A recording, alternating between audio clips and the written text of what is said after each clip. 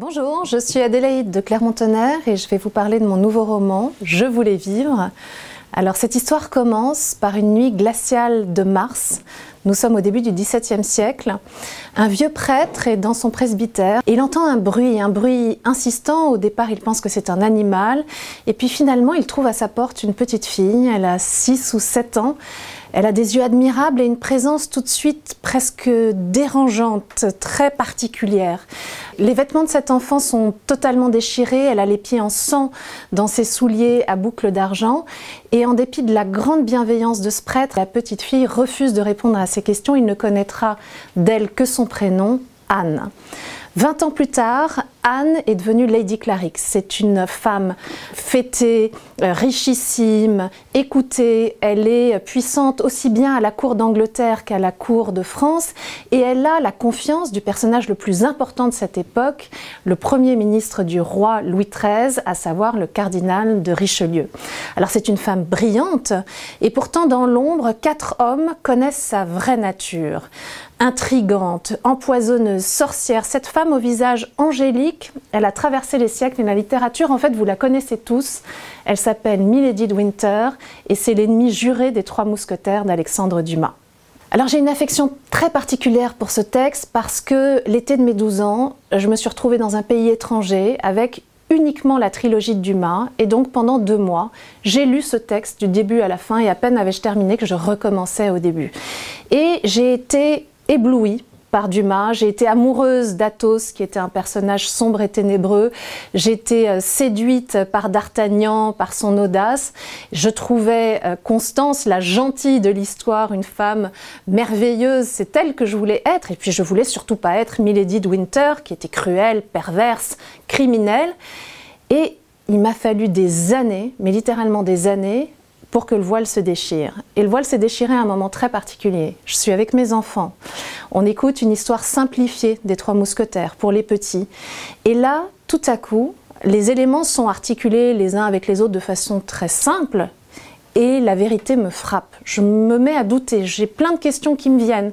Est-ce que c'est normal de dire d'une jeune fille de 15 ans, de cette Milady, qu'elle a détourné un prêtre du droit chemin alors qu'il a sans doute 10 ans de plus qu'elle?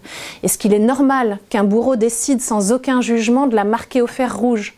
Est-ce qu'il est normal que 10 hommes l'arrêtent, la fassent prisonnière et décident d'improviser son jugement? Est-ce que c'est normal que ces hommes soient ses juges alors que 2 d'entre eux ont été passionnément amoureux d'elle et ont été ses amants? Et à aucun moment on entend la voix de Milady. À aucun moment on a quelqu'un qui la défende. Et tout à coup, les faits m'ont vraiment frappée, m'ont indignée en fait, et je me suis dit, c'est pas parce que c'est un personnage de fiction qu'elle ne peut pas réclamer justice. Et c'est là que j'ai eu envie de raconter la véritable histoire de Milady. Alors en menant cette enquête, en fait, à travers le texte de Dumas, cette Milady, elle m'est apparue exactement comme elle apparaît à ce vieux prêtre. Elle est une présence et une femme insistante, dérangeante, forte, incroyablement attachante. Et j'étais en train d'écrire un autre roman, c'est un peu mon habitude, et finalement Milady a balayé complètement tous les autres personnages. Et j'ai vu une petite fille traquée qui garde secrète la mort tragique de sa mère et de sa nourrice. J'ai vu ensuite une jeune fille, elle est assoiffée de lecture, de connaissances. Elle décide d'apprendre à monter à cheval, à manier l'épée contre l'avis des religieuses qui l'éduquent. J'ai vu une jeune femme qui a un désir brûlant, secret, de venger les siens. Et puis c'est aussi une adolescente qui est aux prises avec un séducteur sans scrupules. Ensuite elle est une amante, aimée, trahie, aimée à nouveau. C'est une femme qui veut absolument rester libre dans une époque où c'est difficile de l'être. Et c'est une mère aussi. Une mère, on le dit très peu, on l'oublie, mais Milady, elle cherche avant tout à défendre et à protéger son fils. Alors elle n'est pas venue seule, Milady, elle est venue avec plein d'autres personnages. On a son amie d'enfance, Soline, qui témoigne. On a D'Artagnan, guerrier vieillissant, qui des années plus tard, au siège de Maastricht, se confesse à son jeune lieutenant et raconte ce qui s'est vraiment passé.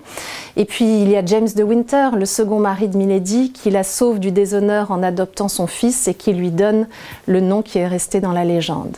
Alors Milady, elle a traversé les siècles pour une raison. Elle m'a fascinée parce qu'en fait, elle parle de nous, les femmes d'aujourd'hui, et des difficultés qu'on rencontre. Parce que reste encore, et peut-être plus que jamais, l'extraordinaire difficulté des relations entre les hommes et les femmes. J'ai raconté Milady parce que c'est une héroïne de nos jours, et j'ai voulu montrer qu'en fait, cette histoire, qui a été pourtant adaptée, réadaptée, lue et relue, eh bien, elle est méconnue. Si vous regardez les faits, les choses en face, c'est le plus grand féminicide de toute l'histoire de la littérature française.